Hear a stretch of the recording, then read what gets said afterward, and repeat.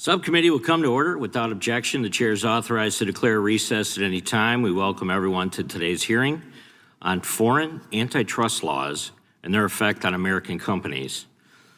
I will now recognize myself for an opening statement. If you want to beat your competitors, one option is to out-innovate them. Another is to regulate them, and unfortunately, foreign governments are increasingly choosing the second option. That is what today's hearing is about, and a growing effort to rewrite the rules of the global economy in a way that punishes success, targets American innovation, and leaves consumers worse off. The blueprint for this effort is the European Union Digital Markets Act. For over half a century, antitrust law has been grounded in a simple principle: protect consumers by promoting competition. But the DMA flips that principle on its head. It protects competitors from competition without even considering how that might affect consumers. The DMA does not ask whether consumers have been harmed. It does not even ask whether a business has done anything wrong. It asks whether a company is large, successful, and most importantly, American. If the answer is yes, the rules suddenly change. Common business practices are banned, innovation is treated as a threat, and foreign rivals are handed access to data and technology that they could never build or earn on their own. That is not competition policy, that's forced redistribution, and we should not pretend that this came out of nowhere. Europe's economy has declined rapidly over the past several decades. As the Draghi report highlighted, no EU company with a market capitalization over 100 billion euros has been created from scratch in the last 50 years. Meanwhile, all 6 companies with a 1 trillion valuation have been created in America over that same period. 30% of the quote-unquote unicorn businesses founded in Europe, they are startups with a valuation exceeding 1 billion. They've all relocated their headquarters abroad at this point. Talented European engineers are frequently choosing San Francisco and Seattle over Berlin and Paris, and taking with them their innovative ideas and patented technologies. Instead of confronting overregulation and weak economic growth, EU officials have chosen a different path. They target American companies and call it regulation, tax innovation and call it fairness. But what should concern us most is that this model is now spreading globally. We are seeing it in South Korea, and we're seeing it in Brazil, and we are even seeing it in countries like Japan and Australia. Different countries, but the same framework. Laws that single out American businesses, restrict pro-consumer conduct, and hand sweeping power to regulators and bureaucrats with virtually no accountability or due process. The activists behind these proposals call it competition policy, but in reality, it's industrial policy designed to give their own corporations a geopolitical edge. This is not a coincidence. It is coordination. The strategy is simple: copy American innovation and then fine and regulate the companies that create it out of existence. This is not a technical debate among different regulators. It is a values test. Do we believe in competition driven by consumers and innovation, or competition dictated by bureaucrats and foreign ministries? The United States has always chosen the first path. We let markets work, we punish real harm, and we reward innovation. America built the strongest economy in the history of this world by trusting consumers, not regulators. The DMA-style regulation would take us into exactly the opposite direction. It would raise prices, reduce choice, weaken privacy and security, and slow innovation. It would replace consumer judgment with regulatory command. That is why the Trump administration has been pushing back on these discriminatory tactics. Free trade does not mean tolerating attacks on the very principles that created our great economic system. Free trade only works when it is also fair. When foreign governments use regulation to discriminate against American companies, that is not competition, that is protectionism. Free markets have been reciprocal in the past. When foreign governments went ahead and started to rig their laws against American companies, the United States will and can and should respond. Using our trade leverage to confront these policies is not aggressive, it's necessary. and we should be just as clear about our own path here at home. The United States should not import these failed ideas. We should reject DMA-style antitrust outright. We do not need European-style micromanagement. We need free market competition. Our antitrust laws only work because they focus on consumers, evidence, and due process. In America, competition belongs to consumers, not commissioners. DMA-style antitrust rejects those values, and America should reject it all the way through to the end. Our principles are what we have made America great, and defending them is how we will keep America great for decades to come.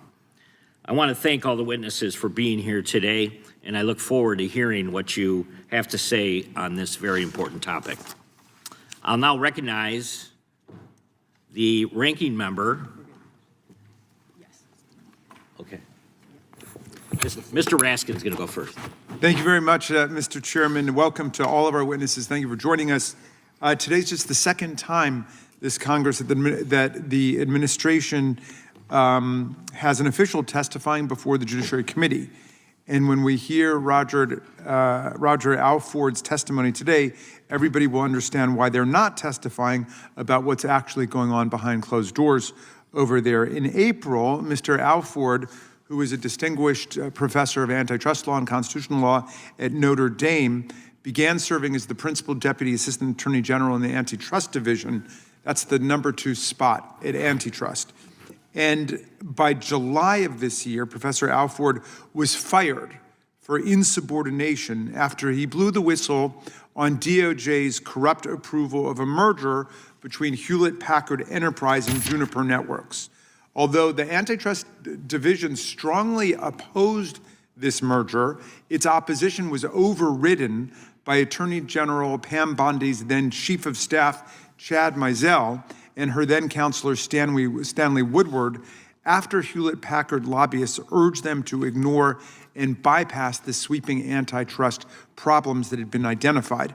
Professor Alford, thank you for sounding the alarm today about backroom corruption, political favoritism, and betrayal of the rule of law at the Department of Justice. We're grateful to you for your courage in speaking out before this committee.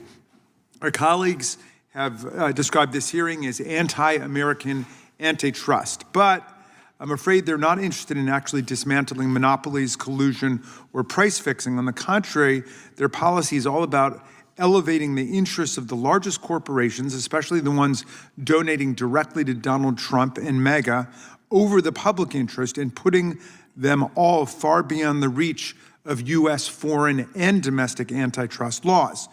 Our expert agencies like the FTC, the FCC, and DOJ review mergers to assess whether a proposed deal complies with the relevant antitrust laws or public interest standard, including by protecting U.S. consumers from rising prices.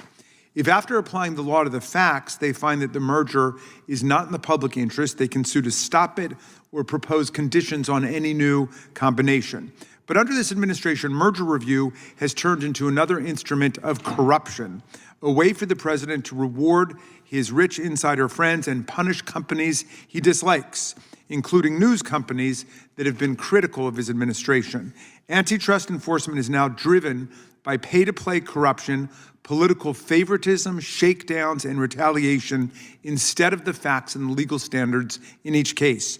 It's not the public interest that controls outcomes, it is the president's political and financial interests. Take the case of Hewlett-Packard Enterprise's purchase of Juniper Networks. When DOJ moved to block it, Hewlett-Packard Enterprises hired 2 lawyers with connections to President Trump and his men, Mike Davis and Arthur Schwartz, for $1 million apiece to lobby the White House, Attorney General Bondi's Chief of Staff, Chad Mizell, and the Attorney General's counselor, Stanley Woodward. Although DOJ staff and Trump's head of the Antitrust Division, Assistant Attorney General Gail Slater, strongly opposed the merger of these two large companies, the lobbyists got Mizell to ignore not just the facts and the law, but also the recommendations of Donald Trump's own antitrust team in order to bless the deal. We don't know what these lobbyists told Mizell over cocktails in a private club in DC, but we do know that he short-circuited DOJ's legal review process and gave the green light to a merger that, according to the Department of Justice's own press release, will, quote, significantly reduce competition, resulting in large segments of the American economy paying more for less. That was a backroom deal that centralizes power and sends more wealth to the wealthy, making life a lot more expensive for the vast majority of Americans already struggling to stay afloat in this economy. Or take Skydance's acquisition of Paramount, which is owned by the Ellisons, close friends and big donors to President Trump, who plied him with financial and political favors to ensure Paramount's purchase of Skydance would go through. The company not only gave tickets worth about $12,000 to the soon-to-be chair of the FCC, Commissioner Brendan Carr, but also collected Carr's candid advice on how to effectively lobby his agency for approval. While Chair Carr sat on the proposed deal, the White House squeezed Paramount to pay President Trump $16 million to settle an utterly frivolous personal lawsuit that he had filed about the way 60 Minutes edited an interview with Kamala Harris. And he pressured Paramount to give him an additional $20 million in free ads, well, just for the hell of it. Even after this corrupt tribute was paid, the administration extracted more, installing an informant or minder directly in the newsroom at CBS to make sure its news coverage would always be suitably pro-Trump, adding naked violation of the First Amendment to this bonfire of corruption. Even now, the president saying he personally will be involved in the process of Warner Brothers' sale, emphasizing that CNN must, quote, be sold because of the news outlet's discourteous coverage of his presidency. And Netflix and Paramount both know that the person they really need to lobby on the proposed acquisition of Warner Brothers by either company is the president himself, and so they've already gone to the White House to make their case. This is how a gangster state runs, not how antitrust enforcement is supposed to work in the United States of America. Every time corporations and lobbyists use political influence and money to thwart the actual merger review process, the American people lose. We get a marketplace with more corporate concentration and consolidation, reduced competition, less innovation, and mired in political influence peddling.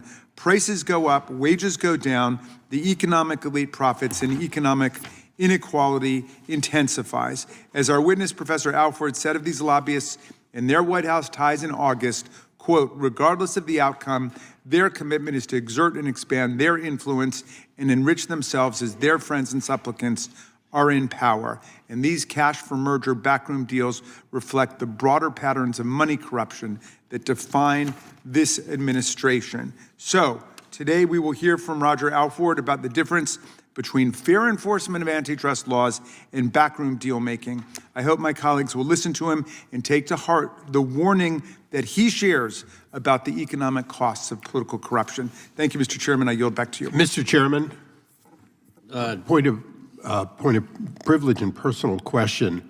Isn't it true that we still have a prohibition on pejorative remarks about the office of the president or the president, as the ranking member just did? Is it not still a parliamentary objection to that language personally attacking the president and accusing him of crimes? It is, and I would ask the members to refrain from that. And if they could direct any of their questions or comments to the chair or in response to the witnesses, that would be certainly more appropriate. Mr. Chairman, I'd further ask that that objection be placed after the ranking member's opening statement. I realize that he can say anything he wants on an opening statement, including a statement that is intended to be prohibited by House rules, but I would like my objection noted for the record. Mr. Chairman, I'll just state nothing I stated is prohibited by any House rule, and we are perfectly within our both First Amendment rights and our speech and debate clause rights to characterize both public policies that are taking place and actions that are taking place. And I'm certain that the distinguished gentleman from California has engaged in equally vigorous criticism of Democratic presidents and administrations, and that's part of living in the land with freedom of speech. Mr. Chairman, I will not ask that his words be taken down because I want to go forward with this hearing, but I do again insist that my objection be noted for the record. Very good. We will now move on to opening statements. Beyond opening statements, we'll come back to Chairman Jordan. And at this point, we will now introduce today's witnesses. Wait. No, I give it.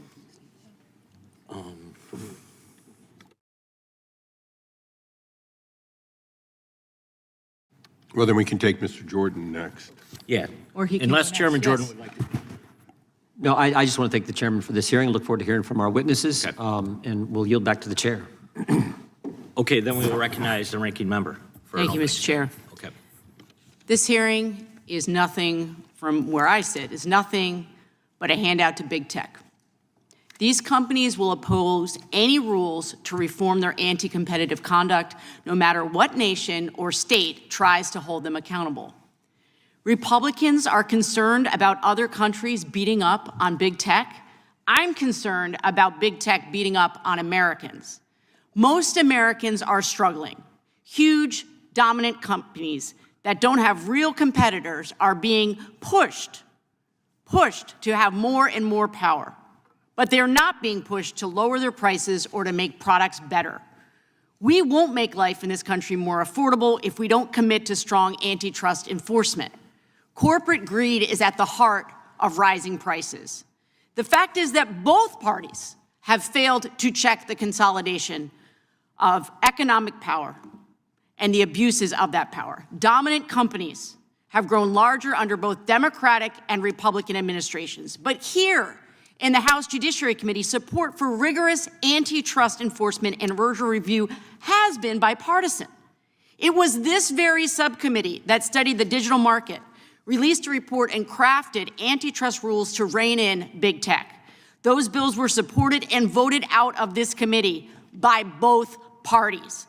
That was just a few years ago. But boy, have times changed. Our bipartisan antitrust legislation failed to become law because of opposition from factions in both of our parties. But work still continued at the agencies. The FTC and DOJ sued big tech for breaking the antitrust laws. Many of these suits began under Trump, were continued under Biden, and now are again in the hands of the Trump administration. In the Senate, Republicans like Senators Lee, Grassley, and Blackburn, and Democrats like Booker, Klobuchar, and Blumenthal are still working to pass the same antitrust rules that started in this committee. Those bills are rightly targeted at big tech. For example, Senator Lee's America Act would reform or break up dominant tech firms. So why is it that today, here in this House committee, my colleagues across the aisle are characterizing those bipartisan bills as anti-American? Why is that? Because they target multinational big tech companies that Chairman Jordan seems to like. Today, Republicans in this committee are showing the wide gap between them and other members of their own parties, and more importantly, the gap between what they are pursuing today and what Americans want us to be doing. Their Senate colleagues, the Vice President, and Trump appointees at the Justice Department and the FTC all support strong antitrust legislation and enforcement. While our own government prosecutes American big tech companies for breaking the law, and our Senate colleagues advance measures to hold big tech accountable, we are apparently supposed to criticize other countries for doing the exact thing that our own voters want us to be doing, that Americans are actually clamoring for. Countries around the world, including Australia, Brazil, Japan, South Korea, the UK, and the EU, did what we did. They studied the digital market, found dominant tech companies, found that they were abusing their power and stifling competition, and then crafted rules and brought lawsuits. The majority witnesses will claim that these rules and suits are unfairly targeting American companies, but that premise ignores reality. Other countries are actually trying to address the monopolistic power of big tech. power that poses danger to markets, democracies, and frankly, to public health. Power that can and must be checked through the enforcement of antitrust laws. We should be world leaders on this. We're Americans. Do we still believe in healthy competition? Why would we use time in this committee to blast others who are taking on the power of monopolies? Monopolies that are increasingly controlling our lives. Republicans will argue today that actions by other nations to address monopolistic power are discriminatory and unfairly target U.S. tech companies. But the only true examples of discriminatory and unfair law enforcement are right here at home. I have an idea. Why don't we clean up our own house first? The true threat to enforcement of antitrust law into American companies is the perversion of antitrust undertaken by the Trump administration. Under this president, principled and fact-based review of one company buying another is overruled in favor of deals struck by Hewlett-Packard's well-paid lobbyists with government officials over cocktails at private clubs. Under Trump, Paramount's acquisition of Skydance was only approved after the president was paid tens of millions of dollars and a government spy was installed in the in the CBS newsroom. Under this administration, the president pardoned an indicted bid rigger. This is one of the few antitrust violations that are criminally prosecuted. The pardon came after the president played a round of golf with the alleged criminal's lobbyist. One round at Mar-a-Lago wipes away a possible 10-year prison sentence for a crime that Trump's own Department of Justice and FBI worked to prosecute. Keep in mind that the individual pardon was set to be deposed the very next day in a separate civil lawsuit, the government's Live Nation Ticketmaster case. So in one fell swoop, the Trump administration managed to undermine two cases important to protect Americans from being fleeced by corporate misconduct and greed. The United States has long stood for something better: predictable enforcement, independent institutions, and decisions grounded in law and evidence. When the administration treats antitrust as just another way to make a corrupt deal, when it weaponizes antitrust to achieve political goals and to reward its allies, it undermines the foundations of our market economy. Competitive merit, not political influence, to determine who succeeds in this country. Competition creates the pipeline of American innovation and prosperity. Isn't that what we want? Isn't that what we say what we want? What's better for all of us? Again and again, we have seen this administration do favors for their rich friends and allies while the rest of us suffer. Big tech and big media are allowed to get bigger, raise prices, and squash competitors. All they need is a seven-figure payment to lobbyists and secret deposits into the president's ballroom fund. And companies are taking notice. They see that the fate of any multi-billion-dollar deal is going to run right through the Oval Office.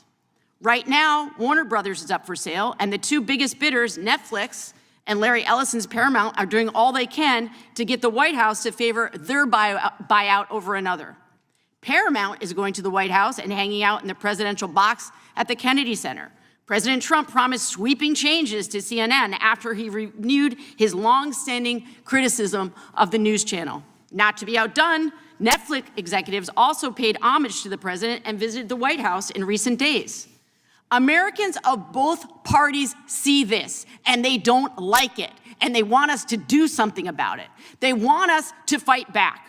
We should be doing all we can to address the real and present dangers that monopolies, especially media and tech monopolies, pose to our markets, our wallets, to consumers, to competitors, and yes, frankly, to the democracy itself. Big tech and big media are more than happy to pay to get their mega mergers approved or evidence against them thrown out. They close deals that lead to even more private economic power and control over what we watch, what we buy, what we see, and what we hear. Our chair, Jim Jordan, has long opposed bipartisan antitrust bills aimed at reining in giant tech companies and cracking down on their abusive business practices. In 2021, when we advanced bipartisan tech antitrust bills, he called them, quote, Democrat bills. Despite the support the bills continue to have from Republicans like Senators Grassley, Lee, and Blackburn. And now we're supposed to beat up on other countries for doing the thing that we attempted to do? Give me a break. Big tech and their secret million-dollar donations and backroom deals cannot be how this country enforces the law. We have to fight against monopolies wherever we find them, and we cannot and should not criticize other nations for addressing the big tech global's harms. I call on my colleagues to join me in standing up for the rule of law, for antitrust and competition laws to be enforced on the merits and the facts, not handshakes and favors and pay-to-play schemes. I look forward to hearing from our witness, Professor Roger Alford, about how far we have perverted the rule of law and what we must do to ensure that transparency, accountability, and justice rule the day. I yield back. Gentlewoman yields back. Without objection, all other opening statements will be included in the record. We'll now introduce today's witnesses. Mr. Shanker Singham is the Chief Executive Officer of Competere Trade Law and Economic Policy Consulting Firm based in the UK. He is also the Chairman and President of the Competere Foundation for Trade and Competition Policy, a nonprofit organization that promotes trade, competitive markets, and property rights. Professor Aurelien Portuese. Mr. Portuese is a research professor and the founding director of the GW Competition and Innovation Lab at the GW Institute of Public Policy at George Washington University. He previously was a professor at George Mason University, the founding director of the Competere Project on Competition Policy at the Information Technology and Innovation Foundation, and a professor at various universities in both the UK and in France. Mr. Dirk Auer. Mr. Auer is a director of competition policy at the International Center for Law and Economics, a nonprofit organization that promotes the use of law and economics methodologies to inform public policy debates. Mr. Auer research focuses on the competition and antitrust issues in the United States, the UK, and Europe. And Professor Roger Alford. Mr. Alford is a professor of law at the University of Notre Dame Law School. His classes and work focus on international trade, international arbitration, global antitrust, and transnational civil litigation. We welcome our witnesses and thank them for appearing today. We will begin by swearing you in. Would you please rise and raise your right hand? Do you swear or affirm under penalty of perjury that the testimony you are about to give is true and correct to the best of your knowledge, information, and belief, so help you God? Let the record reflect that the witnesses have answered in the affirmative. Thank you. Please be seated. Please know that your written testimony will be entered into the record in its entirety. Accordingly, we ask that you summarize your testimony in 5 minutes. And Mr. Singham, you may begin. Thank you very much, Chairman, ranking members, members of the committee. Thank you for the opportunity to testify today. My name is Shanker Singham. I appear on behalf of the Competere Foundation. I'm also chairman of the Growth Commission, which is an independent network of economists focused on lack of economic growth in the G7. I have actually testified to this committee before in 2010 on the Chinese competition law and anti-competitive market distortions in China.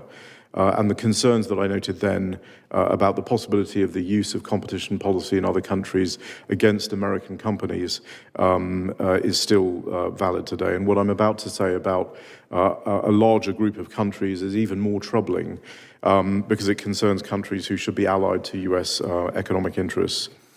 There is a battle which has been waging for some time for the world's operating system. Markets based on competition competition on the merits without distortions versus markets that are defined by government distortions, subsidies, privileges, and other methods of deciding market outcomes. The US model versus the China model, if you will. The way foreign governments regulate large digital platforms has become a major macroeconomic and trade issue for the United States. DMA-style digital regulations and interventionist antitrust enforcement abroad are operating as non-tariff barriers.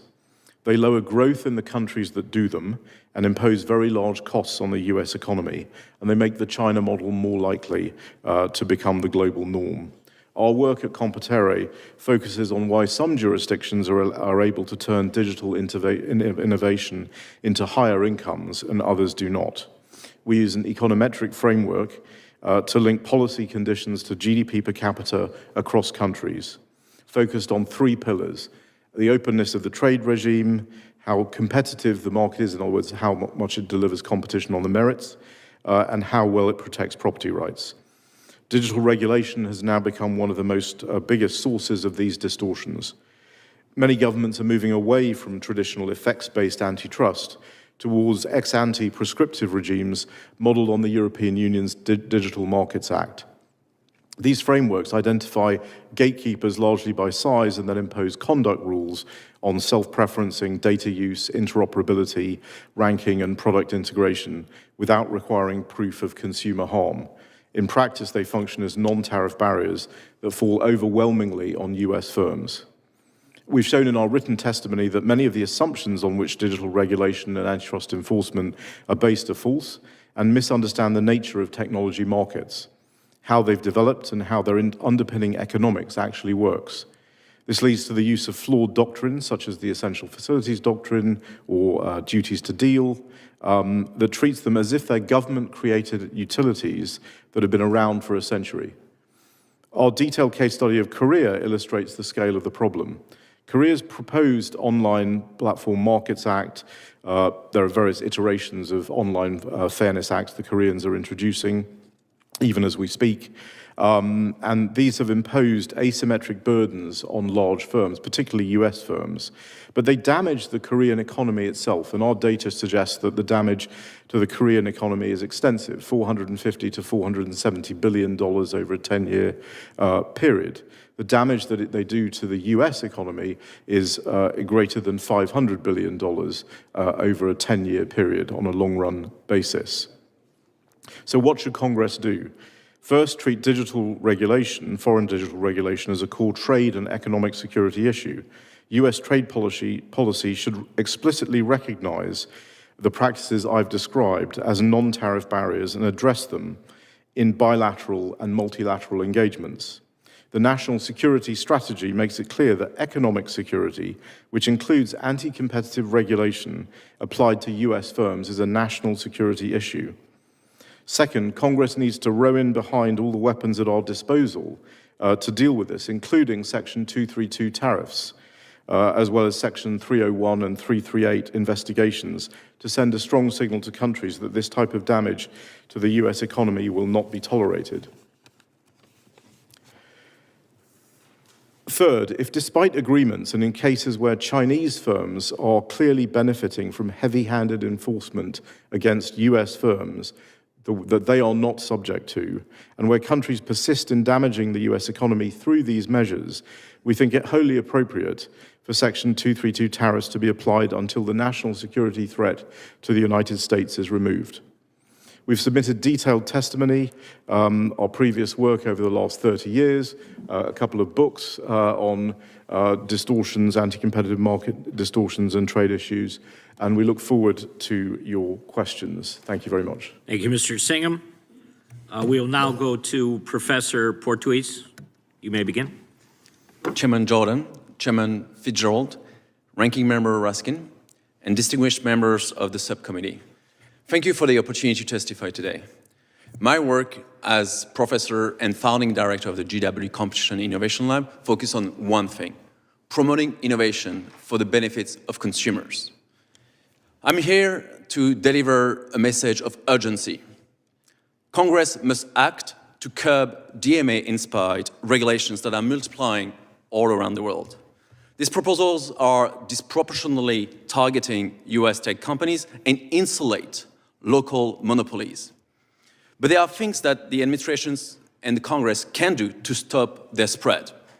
Before I turn to what Congress can do, including Chairman Fitzgerald, your well-crafted proposals, let me first talk about why the DMA is a problem. Despite the benefits of the DMA, such as enhanced interoperability and adjustments to the App Store rules, which could be achieved through way less harmful means, these are the reasons why the DMA is a problem. First, the DMA wrongly targets US tech companies.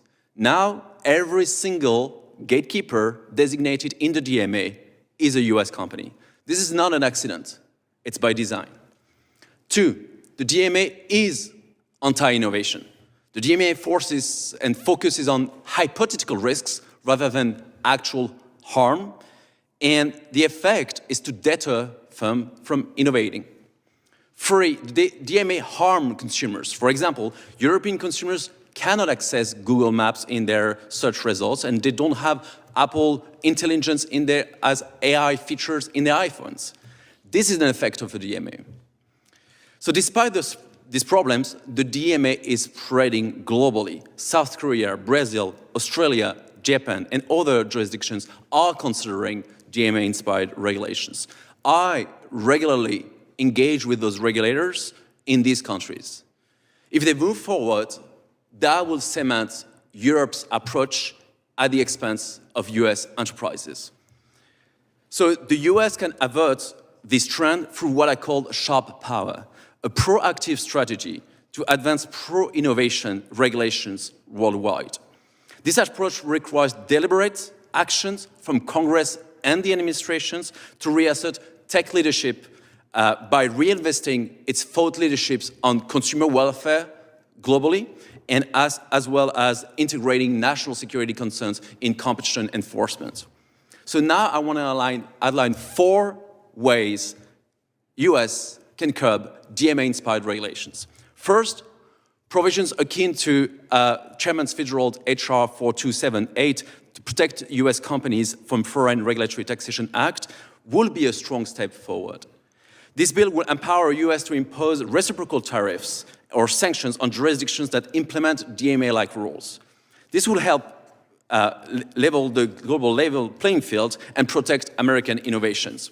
Second, Congress should enact legislation that will allow the government to take retaliatory measures against discriminatory foreign regulations.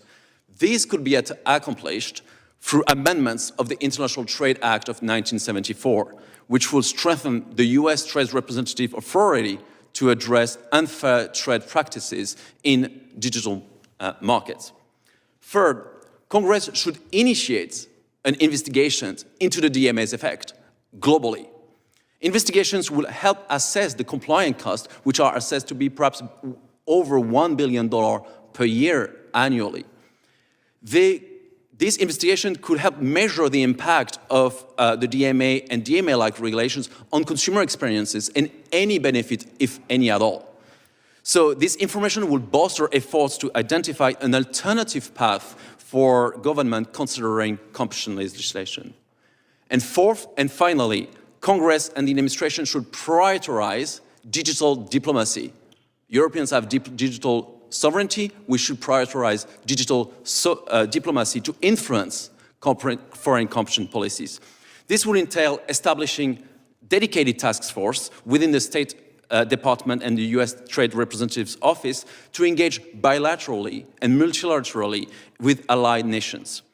Through technical assistance, competition dialogues, the US can promote alternatives to the DMA. For instance, diplomatic efforts could encourage the US-style effect-based analysis, which focuses on actual harm and consumer benefits instead of hypothetical risks. So this can help counter the EU influence and promote global standards that are truly pro-competition and pro-innovation. I encourage the US to take advantage of this window of opportunity to counter the spread of the DMA and champion a better approach. Thank you, and I welcome your questions. Thank you, Professor. Mr. Auer, you now may begin. Chairman Fitzgerald, Ranking Member Correa, and members of the subcommittee, thank you for the opportunity to testify. My name is Dirk Hauer. While I work for an American research institution, I live in Belgium. From that vantage point, I have watched a disturbing trend accelerate. Over the past years, the European Union has enacted various digital market regulations and imposed colossal fines on American companies. I wish I could sit here and tell you these policies will make markets fairer and more contestable, as European policymakers claim. But that is not the case. It is becoming increasingly clear Europe's regulations will harm its startups, its consumers, and most importantly for me, my children's future. In practice, these policies are naked attempts to penalize American success and subsidize European stagnation. And because Europe has let all of this unfold, because America has let all of this unfold with little to no response, other jurisdictions are rapidly following suit. To understand why this is happening, we must look at the brutal economic reality. We are witnessing a great divergence.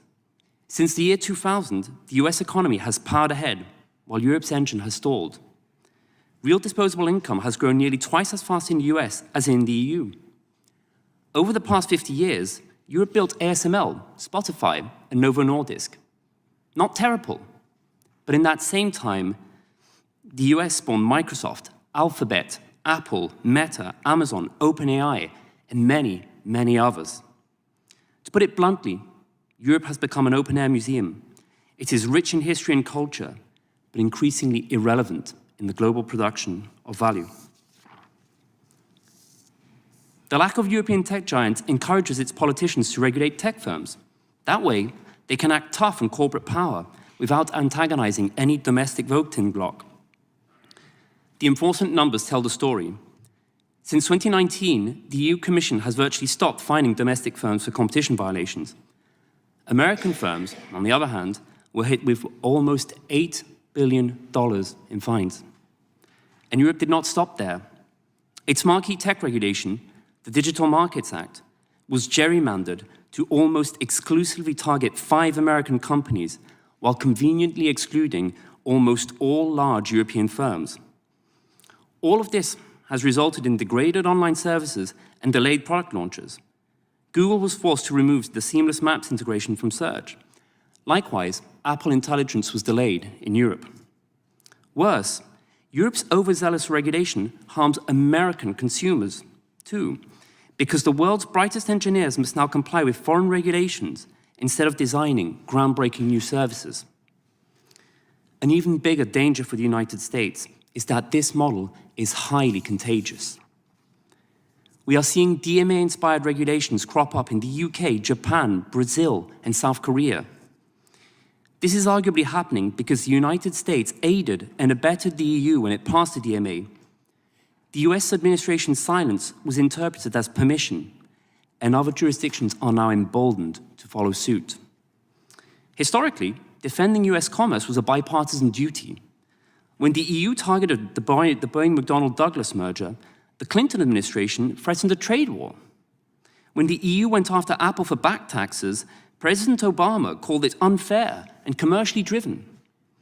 Unfortunately, in recent years, US antitrust agencies have broken with this tradition, effectively outsourcing their enforcement wish lists to foreign capitals. When the EU blocked the Amazon iRobot deal, Washington's silence was deafening.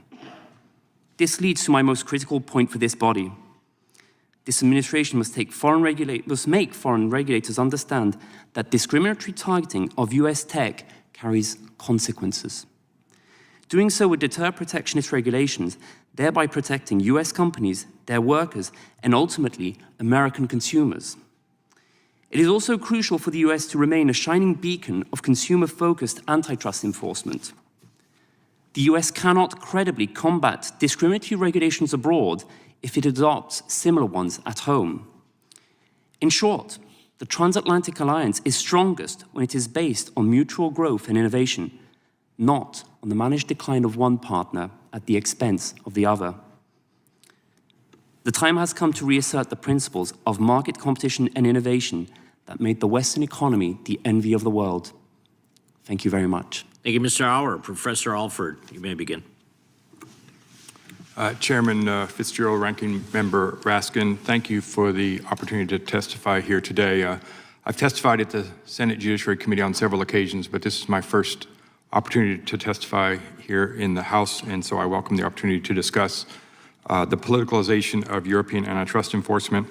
But also I want to address my remarks first to the more pressing concern of the politicalization of United States antitrust enforcement. The DOJ Justice Manual is unequivocal. The rule of law depends upon the even-handed administration of justice. The legal judgments of the Department of Justice must be impartial and insulated from political influence.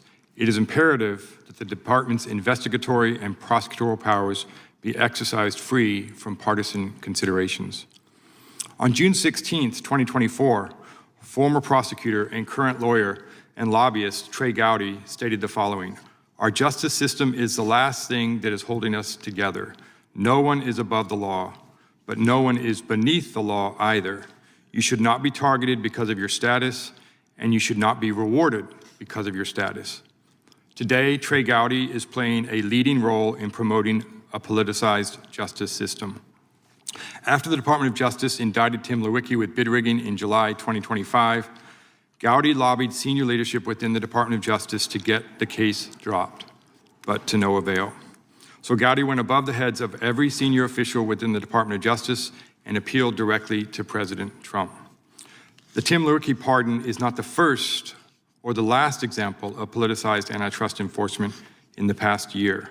In Aspen this past August, I spoke about the HPE-Juniper merger scandal. I am heartened that over a dozen state attorneys general have successfully intervened in that case and that the court is holding hearings, including a hearing today on that case. Of course, the concerns go far beyond Trey Gowdy. The MAGA lobbyists are shameless in their self-promotion, aware that their window of opportunity is short and closing fast. Press reports reveal the pervasive practice of lobbyists attempting to corruptly influence antitrust law enforcement. The populist Steve Bannon said that we're in a fight right now. The concentration of power comes from the lobbyists and the top law firms, and they're all over the White House, this administration, and the president. MAGA lobbyists reportedly are liberally pitching their services to clients, stating that for a mere $225,000 a month per client, these lobbyists will go above and around the Antitrust Division to lobby their cases and even seek to have AAG Gail Slater removed from her Senate-confirmed position. The future of the Republican Party is at stake in this battle. MAGA lobbyists are betraying President Trump's populist antitrust agenda. If the Antitrust Division does not have a free hand to address the affordability crisis that is plaguing the American people, what hope does it have for the Republican Party to be the party of the working class and the rural poor? It is also disheartening given the hopes and dreams that so many of us had just 1 year ago. So what is to be done about the politicalization of antitrust enforcement? Among the best responses is greater involvement by state attorneys general. When federal enforcers stand alone, there is a risk of a single point of political failure. Another response is reform from within the antitrust bar. More transparency is critical. The lobbying disclosure requirements should be enforced, and FOIA requests should be redoubled. Of course, as I mentioned, greater judicial oversight is also critical, both with respect to merger review and conduct cases. Congressional oversight is welcome, and I welcome hearings such as this to address the matter. And then ultimately, though, reform must occur from within the Department of Justice. The government enjoys the presumption of regularity, but that presumption can be rebutted. In my view, we should consider the current hearing as another manifestation of efforts to politicize antitrust enforcement.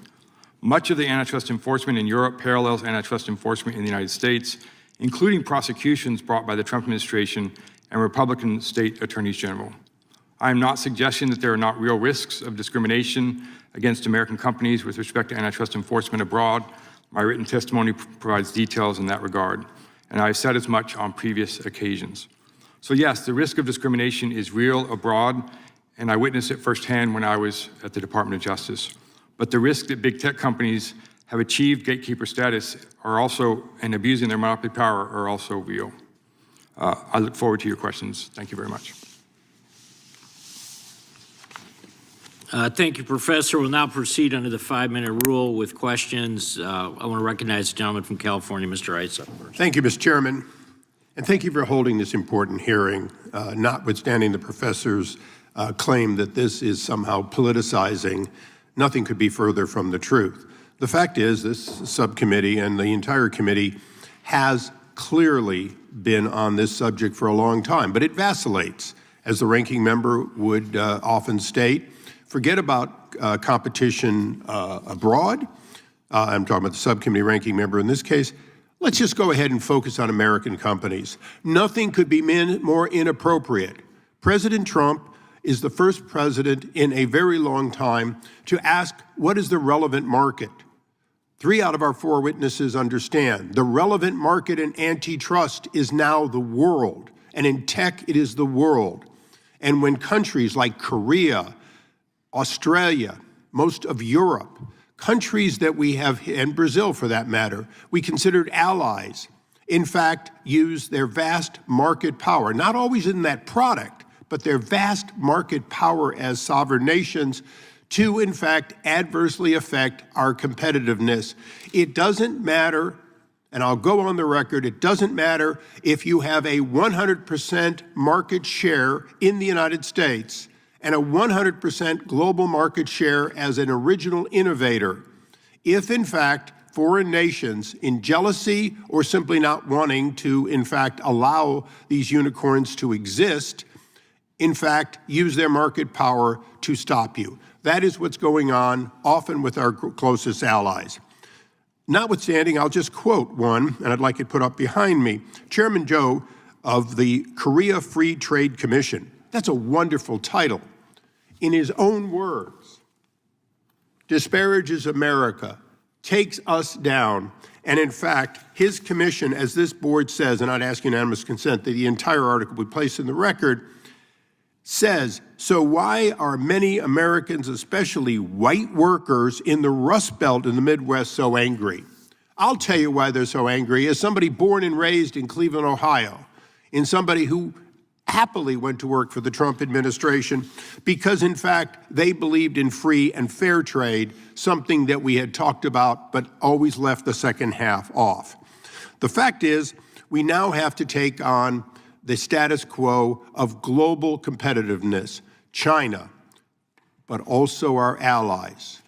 Europe, one of our closest partners, including Australia, in fact, are operating in unfair trade practices. The Digital Markets Act is just one in which every unicorn in that field is American, and as innovators, and they as regulators, they intend on using regulation to take us out of our competitive lead. Let there be no doubt, there are additional barriers, and they are not new. I know that the testimony we are receiving today is important, but I'm just going to give you one piece of testimony. More than 40 years ago, I began traveling the world and doing international business. More than 30 years ago, I was in South Korea for a trade conference. The highest level of management at that time, both government and at the Samsung and the other majors, proudly said to the delegation that had gone there, we're so delighted to have you here. We want you to, in fact, come here and invest, transfer your technologies, and enjoy the benefits of our ability to make your products. He didn't even listen to himself. They were not interested in buying our products. They were not interested in joint ventures. They were interested in technology transfers. Even when they manufacture in the United States, Hyundai and Kia, they won't even obey our rules, and in fact will illegally bring in their own workers, which has recently been found by this administration. So I normally ask a lot of questions. I'm not going to ask a lot of questions this time. I'm going to thank our witnesses. I'm going to, because you raised your hand, go to Professor Portuese, because you do want to say something, and I'd like to hear it. Quickly. Thank you very much. I want to revert back to the point that you made about relevant markets, because that's at the basis of antitrust principles. In order to look at if companies abuse their positions, we look at first, you have to define the relevant market. We cannot call companies monopolists if we haven't defined relevant market. And you said that the relevant market today is the world. That is true. I just want to add that also the relevant market is not online or offline. These companies compete both with other online platforms, but they compete with also offline groceries and other things. So the idea of First, insulating what we call digital market is wrong-headed. There's no such a thing as digital market. There are markets. And digital is just a means of distribution to the consumers. So when digital platforms compete, digital advertising competes with print advertising. Digital supermarkets compete with groceries offline. And so the competition is much larger than what we can think. Gentleman's time has expired. Mr. Chairman, I'd ask unanimous consent to enter into the record an article entitled "The Chinese Fan Who Made It Into the Trump Administration." This article discusses the professor who is with us here today, Mr. Alford, and without objection. Without objection? Mr. Now Chair, recognized. I ask unanimous consent. Go Ask ahead. unanimous consent to submit Trump Warner Brothers meddling pushes the limits of executive power from Bloomberg, which quotes Professor Herbert Hovenkamp stating that Trump's involvement in this objection. merger, quote, illustrates that not only is this president interfering with enforcement Without policy, objection. but is doing so for reasons that have nothing to do with Without antitrust. objection. Now recognize the ranking member of the full committee, Mr. Raskin, again for 5 Mr. minutes. Chairman, thank you very much. Mr. Alford, you served in the first Trump administration and the second Trump administration, is that right? Yes, correct. Am I correct in deducing you are a Republican? Yes, correct.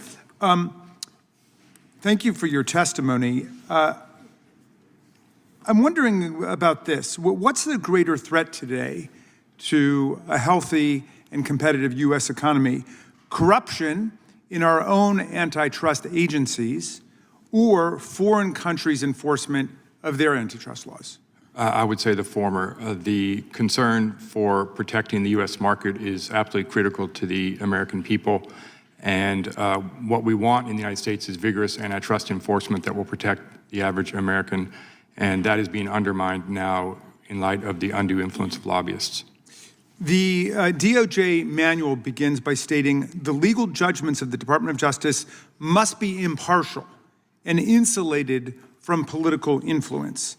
Can you share with the Judiciary Committee what you saw as the second most senior political appointee at the Antitrust Division of DOJ relevant to that principle? Yes, obviously I have to be careful with respect to government deliberative privilege, but as has been publicly reported, lobbyists are pervasively involved in every level of the Department of Justice, trying to influence the outcomes, not based on the merits, but based on relationships that these lobbyists have with particular individuals in power. My written testimony actually goes into detail of numerous different articles that sort of outline that kind of problem. So in that context, if our antitrust system is failing because it's being overrun by insider influence, political lobbying, money contributions, and so on, what do you think the role of this deflection is towards international antitrust in the conversation about what needs to be happening in America?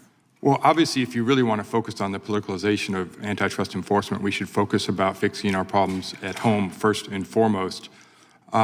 With respect to concerns about what is happening abroad and the extent to which there's discrimination, most of the cases that are being addressed with respect to European antitrust enforcement have very close parallels to exactly the same kinds of cases that are being brought in the United States by Republican administrations, as well as Republican state attorneys general, as well as private parties. You can go down the list and look at what the European cases are and then find parallels in the United States.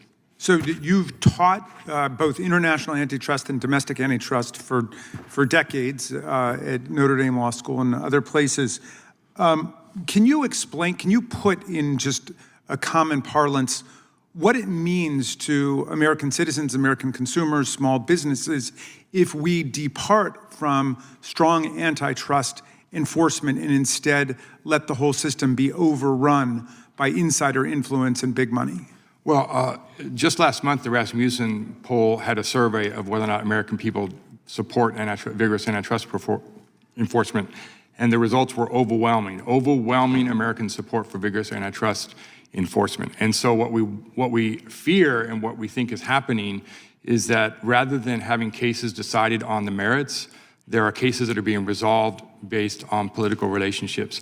And when that happens, there is a corrupting influence that happens throughout the government. And the risk is real that without the contributions of state attorneys general or private litigation or careful judicial oversight, that the good work that the Antitrust Division is trying to accomplish, that Gail Slater is trying to accomplish, will not be possible. So, but again, if you would break it down for us, and I'm talking about like the original principles of antitrust, if we allow for greater and greater concentration, consolidation of corporate power and control over markets, what does that mean to consumers in terms of prices? What does it mean to workers in terms of wages? And what does it mean for the possibility of other businesses to enter into the competitive sphere? Sure. So obviously, if there's not vigorous antitrust enforcement, then the pocketbook issues that are central to the American people with respect to housing, healthcare, agriculture, entertainment, the whole variety of different industries that are critical to the American people, all of those prices will go up. There will be lower quality and less innovation and fewer entrants. Very good. I yield back to you, Mr. Chairman. Gentleman yields back. Now recognize the gentleman from Texas for 5 minutes. Thank you. Mr. Portuese, based on your work on digital competition policy, what have we learned about how broad ex-ante platform regulations such as the DMA affect the speed at which new technologies reach the market, particularly for small and medium-sized tech firms? Thank you very much. These ex-ante type of regulations are what I call fundamentally precautionary. In Europe, we have this principle of precautionary principle, which stop acting, developing product and services, even if there's no actual harm, just a very remote, what we call hypothetical risks of something happening leads to prohibition. So what we've learned from this ex-ante type of regulations is that blanket regulation doesn't work in a sense that it's just over-deterring on innovations and leads to underinvestments because companies spend more time on compliance and councils and fees trying to understand the regulations that is always vague rather than focusing on innovation, deploying product. And I just want to agree with Representative Raskin when I say we need stronger enforcement. Yes, but that's why we don't need regulations. Regulation is the opposite of enforcement. And the greater risks for potentially corruptions or risks for consolidation is regulatory capture, is the risk of crony capitalism. And what we have is the greater amount of the number of regulations, the more we have this kind of regulatory dialogues between these large companies and the regulator behind closed door.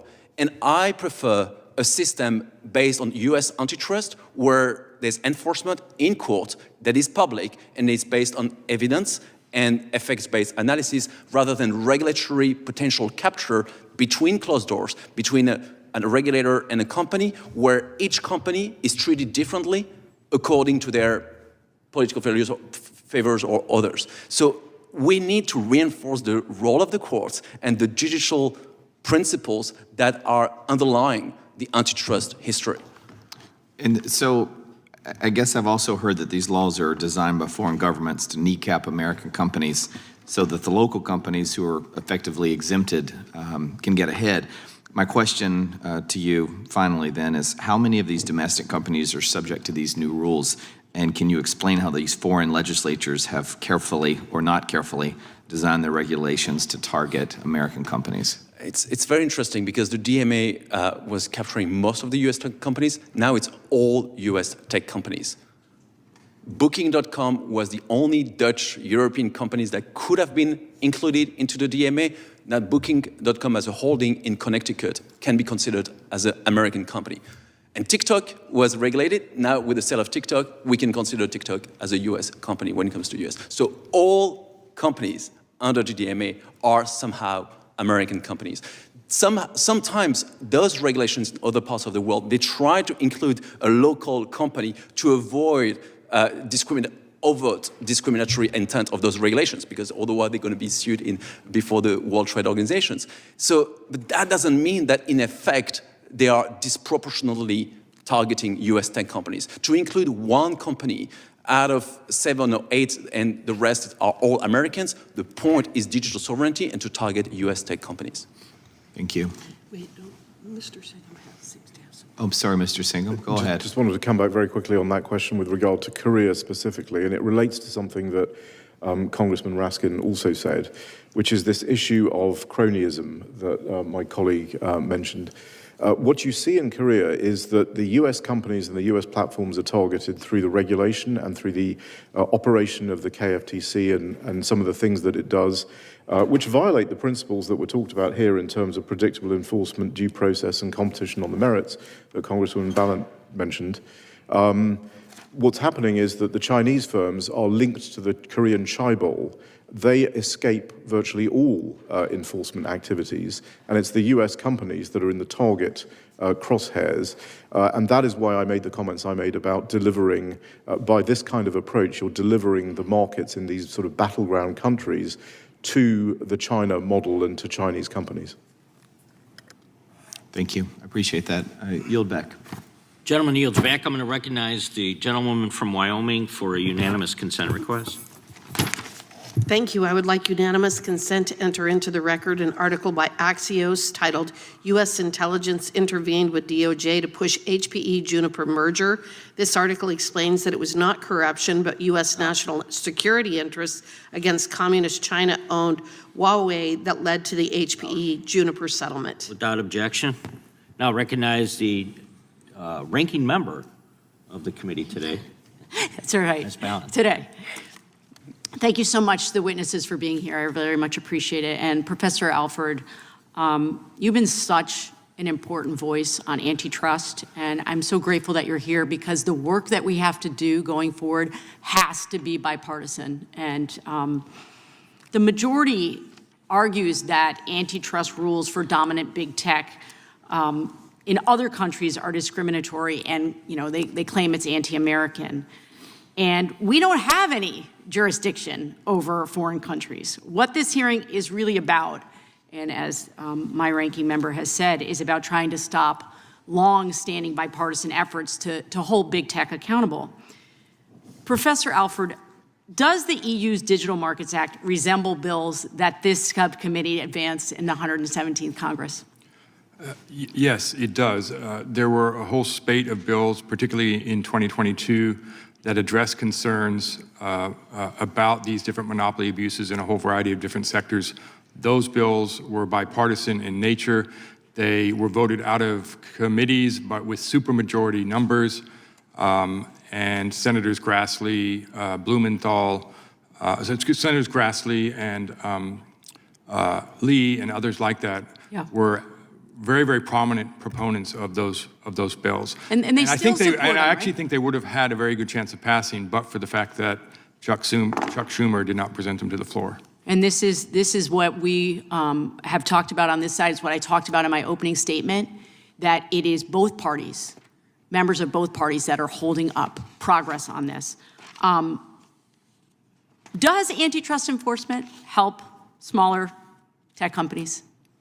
Antitrust enforcement is critical to the success of small and medium-sized companies. If we do not have a way to bring enforcement actions against monopoly abuse, then the companies that are trying to compete with those big tech companies are going to have an incredibly difficult time to survive.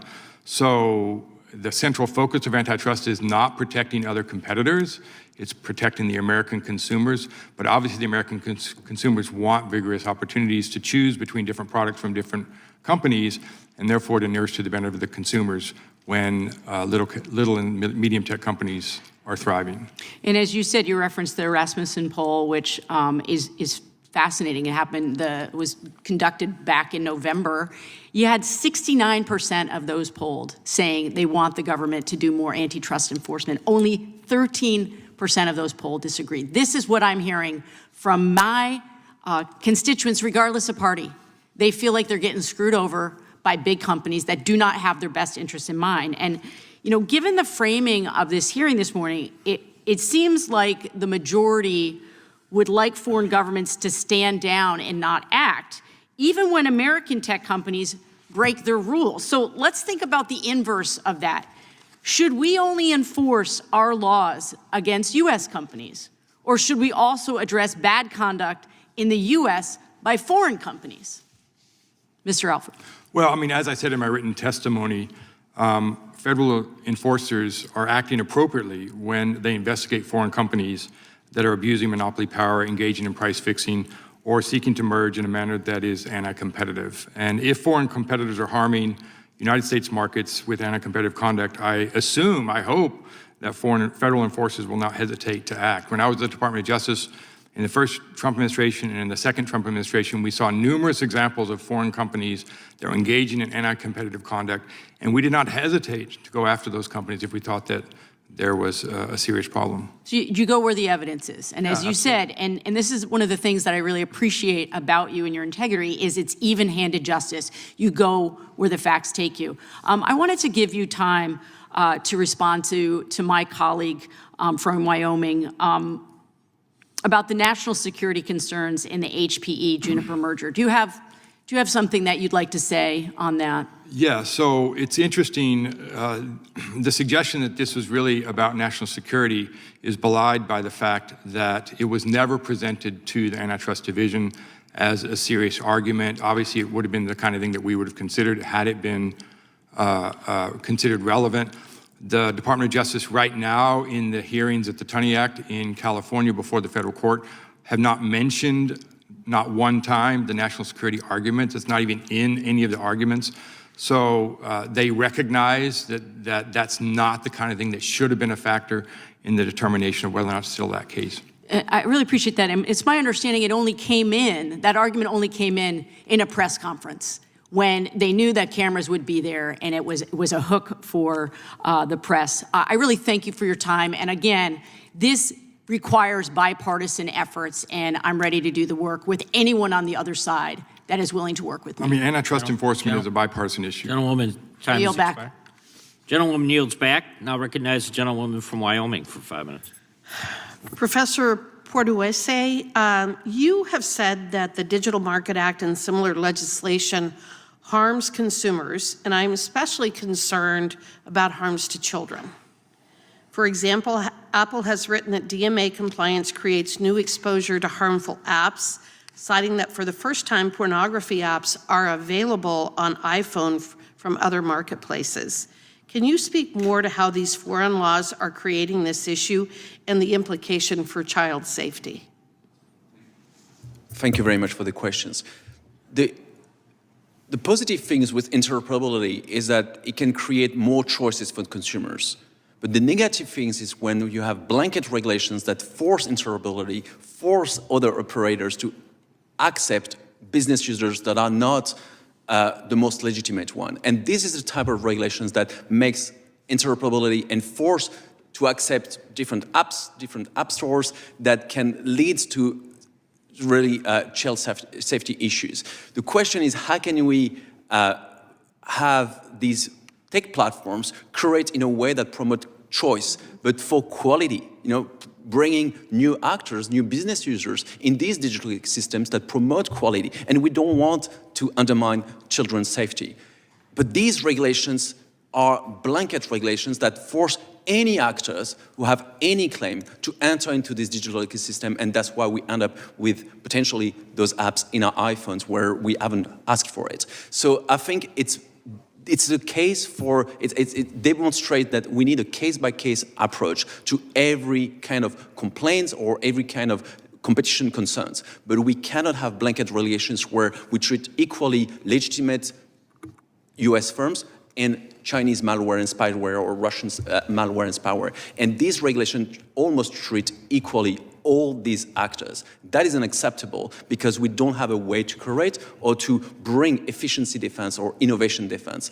These defense are explicitly prohibited in those types of regulations. Okay, and Mr. Singham, you seem to have something you'd like to offer with regard to this discussion. Yes, as well. because thank you, Congressman. I think because your question, I think, goes to the heart of the issue, which is much of this regulation is based on the assumption that these platforms are sort of like government-owned utilities that have monopoly power or total power, and you must therefore impose on them duties to deal, and you must impose on them through the operation of things like the Essential Facilities Doctrine. Now, in the US, we have learned that the essential facilities doctrine, duties to deal, should be sparingly used and only when the facility is truly essential. So leaving aside the issues of market power, durability of market power, and the size of the market that Congressman Issa mentioned, the fact that these are not, in fact, government-owned entities means that if you impose this kind of duty to deal on them, you are going to get all of these unintended consequences. And that's why the regulatory approach, the ex-ante regulatory approach, is not a very good approach. So what's the solution? Well, the solution is the proper and sound implementation of competition law. What I'm concerned about with the way that competition agencies in Europe and Korea particularly, and other countries are approaching it, is they are imposing those kinds of same duties on these companies through competition law. I am also concerned about the way that competition law is being enforced in places like Korea in particular, where we see enforcement that is unpredictable, harassment of witnesses. You see a whole range of procedural irregularities that are actually captured in our economic model, which is why the cost to the US economy is so great. When you talk about the affordability crisis, it's around $2,000 per American. That is the cost of the bad regulation and the bad approach to competition policy Coming from Europe. in other countries. And coming from these other countries. that $2,000 is just Korea by itself. Just Korea. So the EU and all the other countries, it's going to be much greater. So that there is real damage to the US economy that is being done by the lack of proper enforcement of competition policy that flies in the face. In the case of Korea, from the US operation and implementation of antitrust law, and even the European operation of antitrust law. The complaints that people make about Korea are the same complaints people made about the EU's enforcement in the 1990s and 2000s. Well, I appreciate that, and obviously we need to have a much more detailed discussion about these particular issues, but I am out of time. Before I yield back, I would like unanimous consent to enter into the record a speech by Professor Alford that he delivered in Beijing in May 2016, in which Professor Alford compared President Trump to Senator Bernie Sanders and complained that President Trump might use trade to stand up to China. Without With that, I objection. yield back. Without objection, gentlewoman yields back. Gentleman from California is now recognized for 5 minutes. Thank you, Mr. Chairman. First of all, let me welcome and thank the witnesses for being here today. If I can, I'd like to ask each and every one of you a yes or no question. Mr. Alford, are you for corruption? No, I'm not. Mr. Auer, are you for corruption? No. Mr. Portuese? No. Mr. Singham? No. And I want to also distinguish between antitrust and overregulation, European style. I think European overregulation, there's really only one winner. That's a Chinese economy. There are some in the US who have embraced the European Union philosophy of big is bad, irrespective of the consequences. I want folks to remember two proposed mergers, Spirit Airlines and iRobot. Both of those mergers were opposed. They didn't happen. I consider them both self-inflicted wounds. Today, instead of Amazon, a Chinese rival robot company took over iRobot. I'm from California, the 5th largest economy in the world today. These big firms we're talking about are mostly California firms. They are our biggest taxpayers in California that support our social programs, support education, create millions of jobs in California, and they are responsible for innovation, Silicon Valley, and most other places in the state of California. But I believe the European approach puts a big target on the backs of these firms, American companies. Problem today is not only are US firms being threatened by European regulation, other self-inflicted wounds is what we're doing to them here in the US. Crushing tariffs, slashing research funding, zeroing out research funding at our universities, And of course, our new immigration policies that have essentially stopped the immigration of the world's best and brightest to America. Mr. Auer, I'm going to start out with you if I can, with the little time I have. Explain to me the concept of U.S. gatekeepers. What is that? So under the DMA, the European... European regulation? Yes, under the European Digital Markets Act, the European Commission has the power to designate as gatekeepers essentially companies that have very large revenue and a very large... And those are companies that have been designated from all over the world that are U.S. Are gatekeepers? It is essentially the U.S. tech companies. U.S. tech companies. When they go after U.S. firms, when Europeans go after U.S. firms, those penalties, are those based on fines or revenues of Europe or the whole company worldwide revenues? For competition, it's based on their European revenue with a cap being set based on their global revenue. Under the DMA, it's not yet clear. You talked about your children's future. What did you mean by that? Europe's overregulation, there is mounting evidence that Europe's overregulation is causing huge harm to its economy. For the GDPR, for instance, the evidence is clear. I am worried that Europe, if no one pushes Europe in the right direction, will continue down this path, and it's the path to poverty.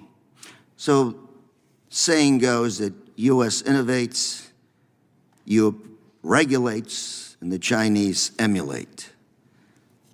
Close your eyes and think about what the world is going to look like in 5 to 10 years if we go down the European approach.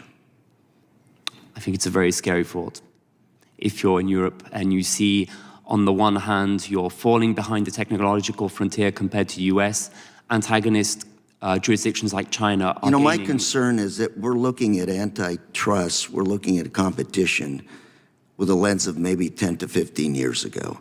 Today, the competition is not only American firms, but it's international competition as well.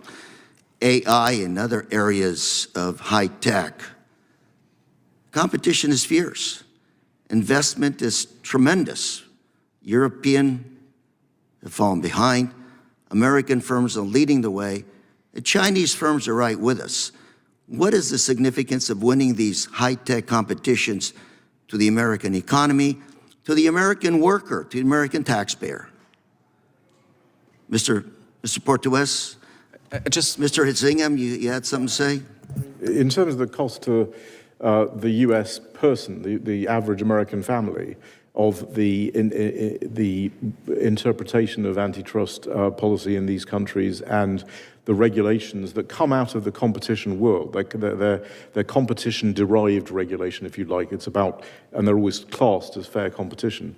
Our career study alone says $525 billion over 10 years to the U.S. economy. These are very significant numbers. So we're essentially losing a long-term economic loss, job loss? Job loss, loss of money in the affordability crisis, but as Mr. Auer said, the European economy and the countries that do this are the ones that lose, arguably the most.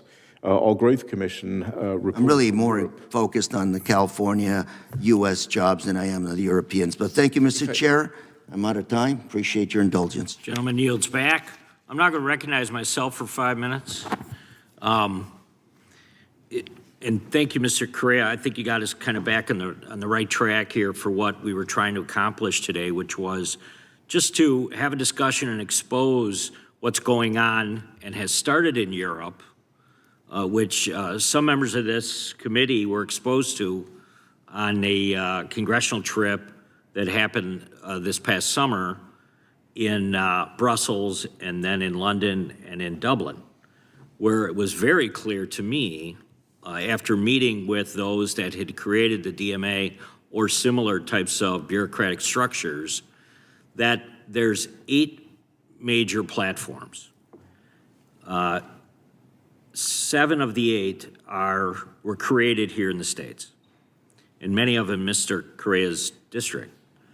And all I had to do was hear the first conversation with the counsel, with the attorney for Apple, who said the issue is, and very frustrated by this, is that these European commissions that are creating these DMAs, it is a situation where it's a moving target, always a moving target. So once they think they're in compliance, they will get another letter saying you're in violation, and oftentimes a violation that, quite honestly, they disagree with. And then beyond that, what you would see is this level of frustration on something that we just spoke about, which was how they were going to levy fines on these American corporations. 2% of global revenue. It's ridiculous what they're actually doing. And the 27 countries of the EU, who are now floundering on many different fronts, and you know, there's always this affinity with the EU, but quite honestly, they're not able to compete with the states. So what they're doing is trying to carve out a space for some of these platforms that may have had a little bit of success or small successes so that they can try and flourish. Well, that's not the way it works, and it's not going to work that way. So that's what I was hoping this discussion would be about today. We have a real problem with the EU on this front, and it's up to us, I think, as members of Congress. And, you know, I know the administration has taken a lot of bullets here today, but, you know, it also is a responsibility for the executive branch to do the same thing. And that may have been missed here today. Mr. Singham, I want to ask you specifically, if I could, to move on. The Korea Fair Trade Commission, which we are now concerned is kind of doing the same thing that we're seeing in Europe. Can you give us, because you've estimated that South Korea's targeting of American companies, it could cost us trillions in economic costs, and then South Korea could potentially lose out on as much as $450 billion if it continues kind of down the same road. What's your overall perspective about what's going on in Korea when it comes to fair trade right now? So I think, Chairman, what you're seeing in Korea is there's one element of this, which is that the DMA, the European Digital Markets Act, is the model that is sort of being spread around the world. Korea is a particular battleground. Japan, Brazil, Australia, the UK, others are following suit. I think it's based on a fundamentally flawed model that we've described, you know, earlier here. But what the Korean case shows is it's not just the regulation approach to the digital platforms, it's also what the KFTC is doing. And our economic model that we wrote about in this book actually picks up these procedural irregularities. So the lack of predictable environment that you referred to with the counsel, I think from Apple you mentioned, that sort of thing is incredibly chilling, because what happens is companies don't know what they can do. Competition is not a tea party. It is a brutal exercise, and actually the efficiency gains and the wealth creation that comes from competition comes because of that, really brutal competitive process. It isn't a tea party, and when these companies don't know what they're supposed to do, they pull their punches and they don't do anything. They don't innovate, they don't develop, and that's what you're seeing in Europe, and that's what you're seeing in Korea, and that's why the cost is so high. Very good. Thank you very much. I'm going to now recognize the gentleman from Illinois for 5 minutes. Thank you, Chairman Fitzgerald. Donald Trump campaigned on reining in the power and influence of the tech industry. He said he would no longer allow the industry to, quote, run wild, stifling competition in our most innovative sector, end of quote. He appointed regulators who talked a big game about breaking up tech companies and smashing their cartel. It turns out that Trump was not running to be commander-in-chief. He was running to be lobbyist-in-chief for big tech. There was a reason why the tech CEOs were grinning in the front row at Trump's inauguration. They had him in their pocket. They knew that he would sell out American workers and consumers, and they were right. As part of his betrayal, Trump has turned the State Department and USTR into lobbying arms for big tech. His administration uses industry talking points and abuses trade authorities to bully countries over tech regulation. And let's be clear about what Republicans are empowering big companies to do: favoring their products on the platforms they own, forcing users to take bundled products, refusing to make their products compatible with their competitors, surveilling users and denying them access to their own data. Where is the popular support for any of this?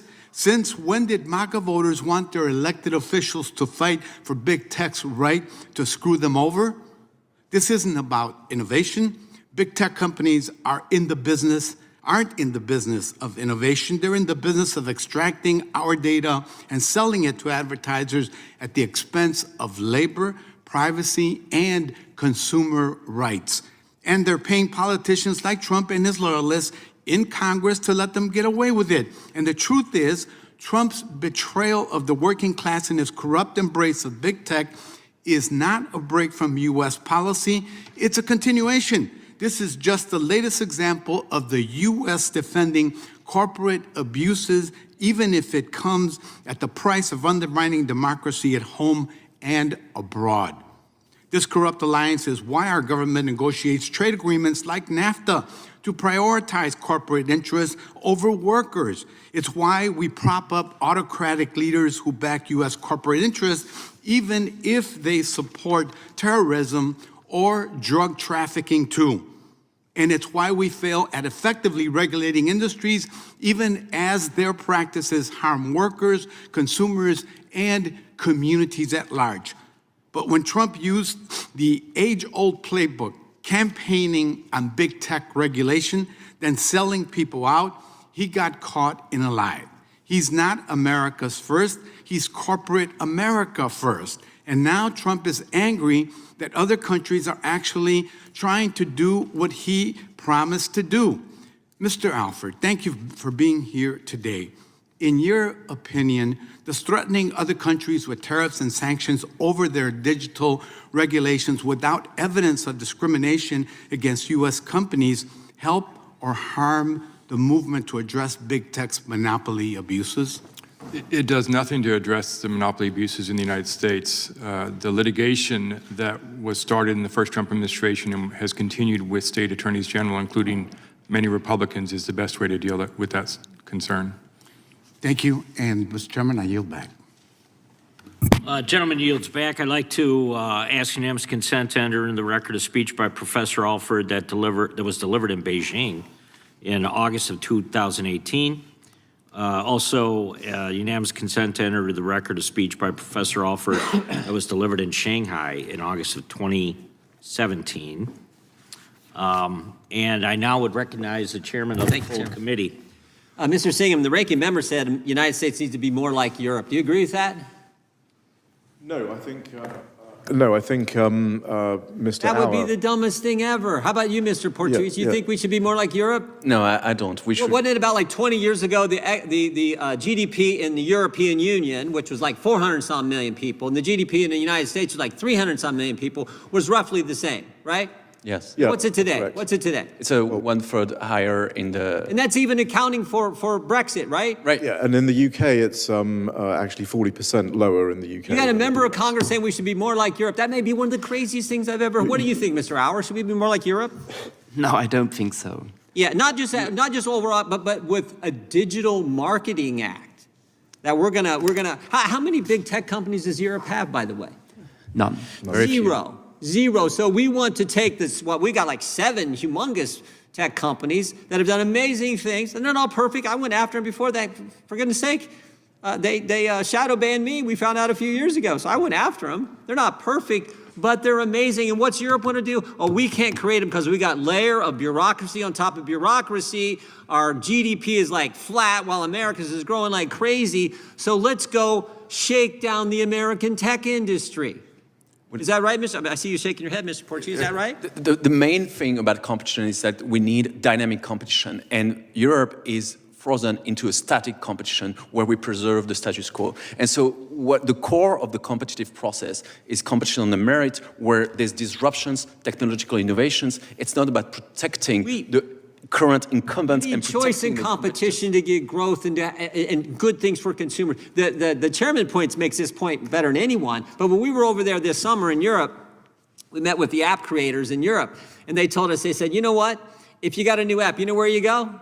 You don't go to Europe, you go to the United States, or frankly, I was surprised. They say you go to the United States or Dubai. You don't go to Europe, because you can't, there's so much regulation, you can't do it. And it's even scarier, because it's not just the Digital Marketing Act, it's also the Digital Services Act. Right. So they get into the censorship thing. Mm-hmm. So maybe that's why Democrats want us to be more like Europe, so they can censor what Americans are saying, but I don't want that. Yeah. And it's just a matter of time before it happens, because we had it was the irony how the good Lord works. It was amazing. We had Nigel Farage testifying, and that very week, the day before he came, Graham Linehan, a comedian, issues a tweet while he's in Arizona. So an Irish citizen does a tweet in Arizona, flies to Heathrow, and gets arrested for what he tweeted here. And he's not even a citizen of the UK. That's the online service, but it's the same as the Digital Services Act. It's part of the same package. The Digital Services Act is one leg, the DMA is the other leg, yep. And more generally, there's the Cloud Act, and there's also the EU AI Act, which is coming. So it's part of what they call legislative package. It's not one regulation or the other. Those comes by packages of regulations. So such a deal, and I know Mr. Singham and Mr. Auer want to get in here, but it's such a deal. We can censor American speech, censor European speech, censor American speech, and they don't do what we want on the set. We can shake them down and get a ton of money under the DMA. Wow, such a deal. Yeah. And we got members on the other side saying, we should do that. We should embrace that. Mr. Yeah, Singham, I was just going to say, with respect to Europe, I think, it's not working that well over there, so we certainly don't want it over here. But I mean, it's very clear, if you look at the data in the last 25 years, the European economies, particularly Western European economies, the Central Eastern Europeans are doing slightly better, have absolutely stagnated. In fact, in many cases, some of the member states, Germany, for example, have been in a contraction phase. I mean, not just GDP per capita going down, but overall GDP going down. And this is why it is so troubling for European citizens, because their prospects, their growth prospects are looking extremely bad at the moment. And this is something they've done to themselves. This is not something that's been imposed from without. It's the regulatory approach of the Europeans, of which the DMA and the DSA are examples, that have led to this crisis in Europe. I'm going to give Mr. Auer the last 30 seconds. I think America has one superpower above all. It's the faith in free markets. And in our space, that leads to evidence-based antitrust that tries to ensure that consumers get the best deal and that puts aside the idiosyncratic preferences of enforcement and looks at the data coldly and dispassionately. Europeans recognize their over-regulations. As Chairman Fitzgerald mentioned, we have the Draghi report. If you read the Draghi report in Europe, it says that we killed innovation in Europe by European regulations. So Europeans themselves recognize they're over-regulated. That's why now they posed the EU AI Act. They know they're killing the regulation. So it's not like there's no diagnosis. The diagnosis is here. So why would you emulate and copy something that they themselves recognize as broken? Great question. Great question. I yield back to the chairman, and thank you for this hearing. Chairman yields back. Mr. Chair, I have some unanimous consent to enter into the record. Recognize our ranking member. From Common Dreams, Big Tech's most effective lobbyist, Jim Jordan, is temporarily constrained. From the Washington Examiner, without objection. Swamp undrained, Trump cozy lobbying firms. And from National Politics, How Big Tech Powered at Justice Without Department objection. Kuhn, and Economic Policy, Trump is Big Tech's Without personal objection. lobbyist. Thank you, Mr. Chair. I also ask unanimous consent, a letter from the U.S. Chamber of Commerce dated December 2015, letter from the Consumer Choice Center dated December 11th, 2025, letter from NetChoice dated December 15th, 2025, letter from the App Association dated December 25, and a statement from Alden Abbott and Satya Mara of the Mercatus Center at George Mason University. Mr. Chair, I have one more, please. A gentlewoman is recognized. I ask unanimous consent to enter into the record Professor Allred's whistleblowing speech from April, the rule of law versus the rule of lobbyists. Thank you, Mr. Chair. Gentlewoman yields back. That concludes today's hearing. We thank our witnesses for appearing before the committee today. Without objection, all members will have 5 legislative days to submit additional written questions for the witnesses or additional materials for the record. Without objection, the hearing is adjourned.